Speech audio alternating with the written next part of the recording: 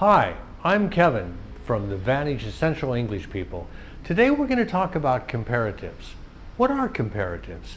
When we have to tell the difference between two things, we often use comparatives to do that. And they're used very effectively and they're used very universally throughout the English language. So how do we make the comparative? The key thing I want to introduce is the word syllable. You have to understand that. A syllable is simply the number of sounds that a word has. Syllable. The word syllable has 3 syllables. So if a word has 1 syllable, like cold, we simply add the ER. Cold, colder. So I could say something like, Sweden is colder than Thailand. Or I could say, my iced coffee is colder than my hot tea.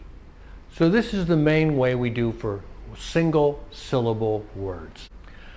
Now, what happens if the word has more than 1 syllable? Remember, syllables are the sounds that a word has.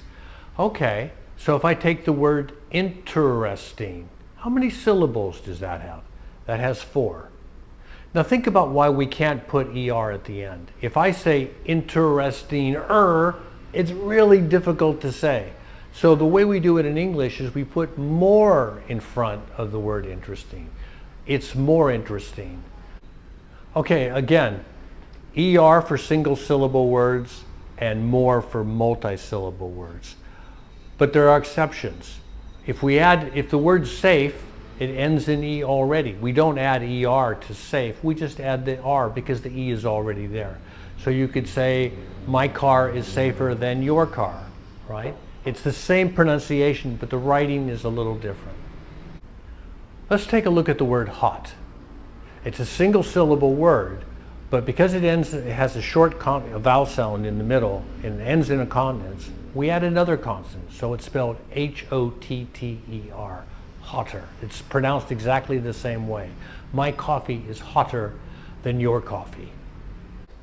Let's take a look at the word busy. It's a 2-syllable word, but we're not going to put more in front of it.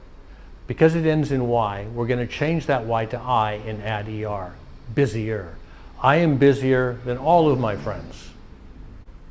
There are some that are completely irregular and don't follow this ER or more pattern, and we don't care how many syllables they have. Take the word good. What's the comparative of good? Well, better is the comparative of good. It's completely different. How about bad?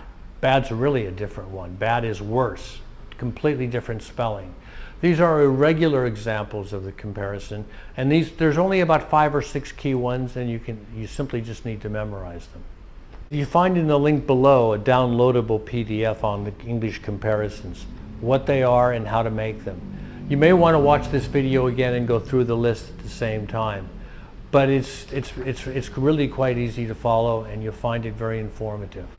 We've also put up a very short 10-question quiz. Right, this is to test your understanding, that you understand everything we've talked about in this video and everything that's in our downloadable language worksheet. If you understand everything you're ready to move to the next lesson. We're going to be talking about superlatives soon, and we hope to see you there.